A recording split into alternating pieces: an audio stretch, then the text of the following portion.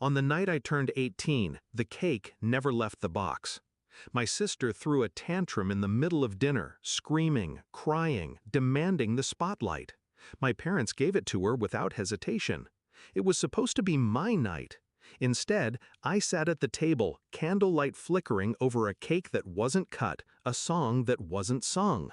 My mother followed her into her room. My father poured himself a drink. I stayed seated, silent, staring at the untouched candles until the wax dripped down to nothing. That's when I decided I wouldn't stay another day in that house, and I wouldn't leave without teaching them the cost of overlooking me. Backstory: my sister was always the center of the universe, loud, needy, dramatic, yet somehow always forgiven. I was the quiet one, the dependable one.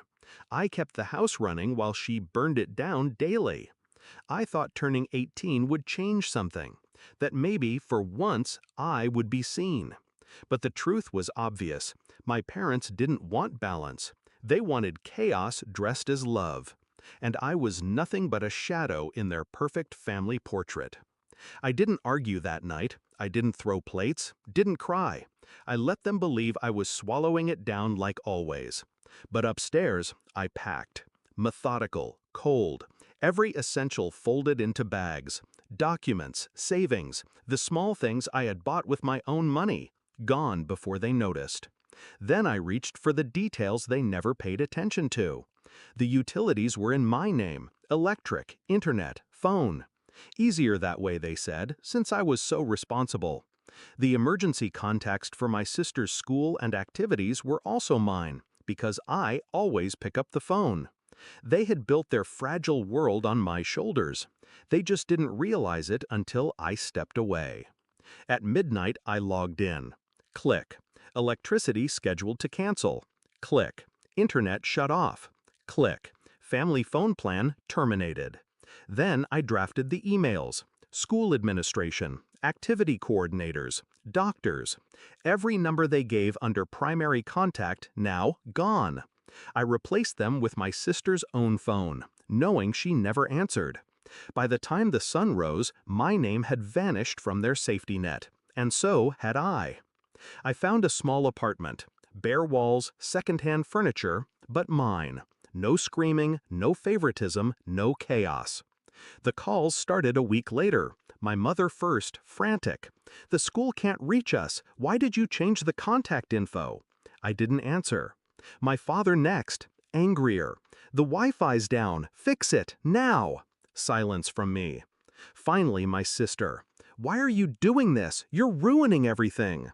I almost laughed. I wasn't ruining anything. I was simply removing myself.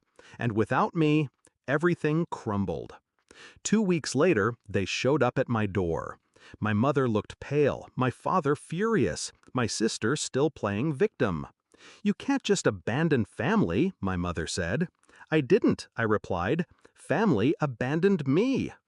My father's fists clenched. "You're being dramatic. Turn the accounts back on." I held his stare, calm, steady. "I turned 18. You made it clear that means I'm on my own. So now you're on your own too." My sister's eyes filled with tears, not from guilt, but from the terror of losing her comfort. For the first time, she wasn't the star. She was stranded. They realized then that the quiet one they'd ignored was the one holding the strings all along. Word spread fast, school calling every day, activities dropped, utilities unpaid, their neighbors whispering about the perfect family who suddenly couldn't manage their own house. Meanwhile, I thrived. I worked. I studied. I built a life on solid ground. A life without their chaos. I didn't have to destroy them with fire. All I had to do was leave. My 18th birthday ended without candles, without applause. But it gave me something sharper than celebration. It gave me clarity. They thought silence meant weakness, that because I didn't scream, I didn't matter. But silence is a weapon when you know when to use it.